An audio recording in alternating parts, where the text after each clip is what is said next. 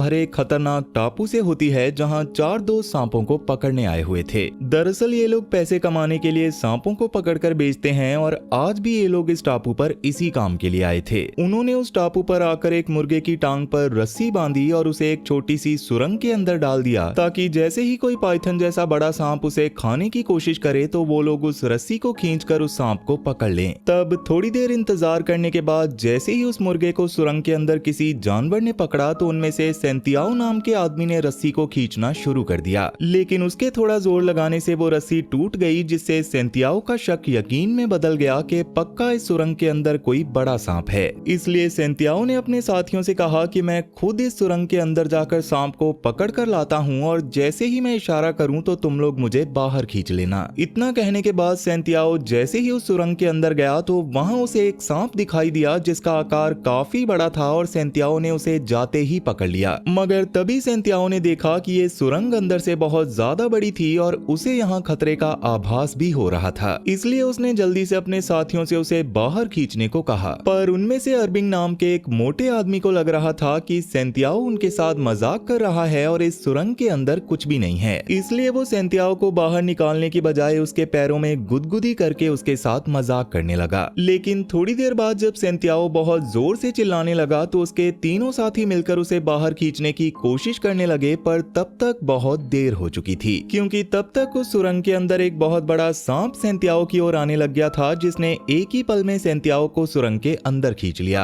अर्बिंग ने उस सुरंग के अंदर हाथ डालकर सेंतियाओ को बाहर खींचने की कोशिश भी की, पर एक सांप ने उसके हाथ पर काट लिया। तब उसके साथियों ने जब अर्बिंग को बाहर निकाला तो उसके हाथ पर एक सांप चिपका हुआ था, जिसे अगले ही पल उन्होंने काट कर मार डाला। लेकिन उस सुरंग के अंदर से आ रही कुछ भयानक आवाजों से उन्हें लग रहा था कि इस सुरंग के अंदर कोई बहुत बड़ा मॉन्स्टर है, जिससे बचने के लिए वो लोग जल्दी से वहां से भाग निकले।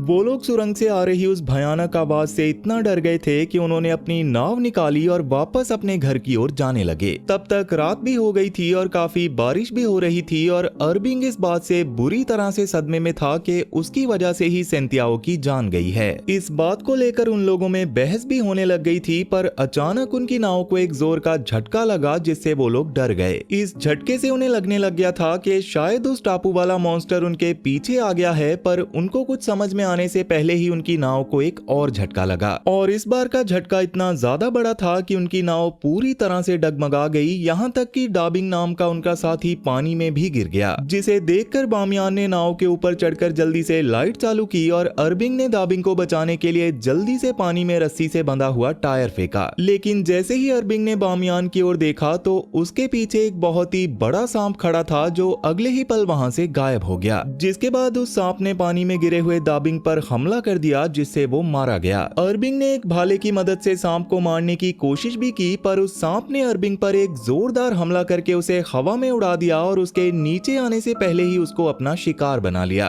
तब बामियान उस सांप के आकार को देखकर इतना ज्यादा डर गया था कि वो सांप से भीख मांगने लगा कि मेरी जान बख्श दो और मैं आज के बाद कभी सांप नहीं पकड़ूंगा। मगर उसके बाद भी वो सांप नाव पर चढ़कर उसकी ओर बढ़ने लगा। उस नाव पर एक कैमरे के पास सांप के कुछ अंडे पड़े हुए थे और ये बड़ा सांप उन अंडों का पीछा करते हुए ही इस नाव तक आया था और इसके अगले ही पल उस सांप ने बामियान को भी मौत के घाट उतार दिया।